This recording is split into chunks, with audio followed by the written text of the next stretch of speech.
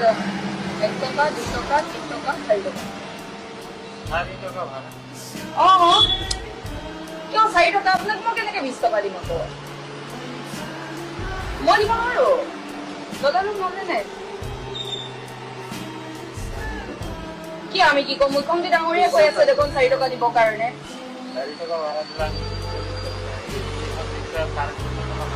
এটা মোক কৈ কি লাভ দিয়ক মুখ্যমন্ত্ৰী ডাঙৰীয়ে কালি কৈছে যে আপোনালোকক 4 টকা দিবৰ কাৰণে কৈছে কি আপোনালোকৰ ঘৰ নচলে মোক কৈতো লাভ নাই দাদা আমি টিভিত দেখিছো ন আপোনাৰ যদি প্ৰমাণ নহয় চব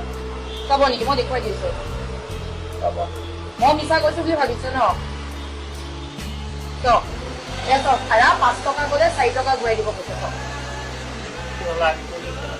মোক কৈ কি লাভ দাদা মইতো 4 টকাই দিম আপুনি 20 টকা ক'লে মইতো 20 টকা দিব নোৱাৰো সমস্যাটো কৈ দিয়ক এতিয়া কি হ'ল কি কম আৰু আমি চলিবলৈ নোৱাৰো মই এতিয়া যে আপুনি যে মোক 20 টকা খুজিলে কাজিয়া লাগিলে মই আপোনাক 4 টকাটো দিয়াৰ কাৰণে এতিয়া মোৰ গাত ভুল নেকি কওকচোন